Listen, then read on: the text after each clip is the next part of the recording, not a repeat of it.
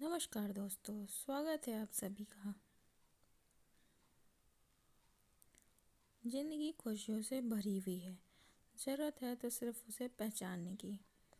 ये कहानी हमको यही समझाने का प्रयास करने के लिए है कि हमारी ज़िंदगी में अनेकों खुशियाँ हैं, मगर हम उन्हें खोज नहीं पाते, या कहें कि हमारा उनके ऊपर ध्यान ही नहीं जाता और हम बेवजह ही अपनी ज़िंदगी को ख़राब समझने लगते हैं। ये कहानी एक ऐसे लड़के की है जो निराश था, हताश था। एक दिन उसे एक महात्मा मिले। लड़के ने महात्मा जी से कहा कि महात्मा जी, मेरे साथ कुछ भी अच्छा नहीं होता। जो मैं सोचता हूँ सब कुछ उससे उल्टा होता है। मैं नौकरी करता हूँ। पहले मैं सोचता था कि जब नौकरी लग जाएगी तो अपने पिताजी को एक अच्छी गाड़ी लेकर दूंगा, लेकिन अब नौकरी लग गई तो इतने पैसे नहीं मिलते कि गाड़ी ले सकूं। सोचा था कि अपने बेबी बच्चों को दूसरे देश में घुमा कर लेकर आऊँगा, लेकिन वो भी नहीं हो पा रहा है। बस ज़िंदगी ऐसे ही चलती चली जा रही है। क्या करूं, कुछ बताइए।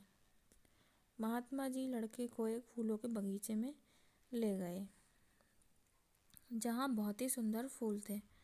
वहाँ ले जाकर लड़के से कहा कि तुम्हें बगीचे में से किसी एक फूल को लेकर आना है जो तुम्हें सबसे सुंदर लगता हो, लेकिन एक शर्त है कि किसी भी फूल को तुम पीछे हटकर नहीं तोड़ना। जो तुमने एक बार पीछे छोड़ दिया तो वो समझो तुमसे छूट गया। लड़का बगीचे के एक कोने से फूल तोड़ने चुनने के लिए चल दिया। उसे बहुत सुंदर फूल दिखाई दे रहे थे, लेकिन लड़का यह सोचकर आगे बढ़ता गया कि कहीं इस फूल से भी सुंदर फूल हो तो उसे तोड़कर लाऊंगा। लड़का आगे बढ़ता गया और लड़के ने अभी तक कोई भी फूल नहीं तोड़ा था। अब बगीचे में केवल कुछ ही फूल बाकी थे जो बिल्कुल सूखे हुए थे। अब लड़का शर्त के मुताबिक पीछे छोड़े हुए फूलों को तो में से भी नहीं तोड़ सकता था। लड़के के पास सिर्फ एक ही विकल्प था कि वो इन सूखे फूलों में से ही किसी एक को तोड़े। लड़का एक सूखा हुआ फूल तोड़कर ले आया।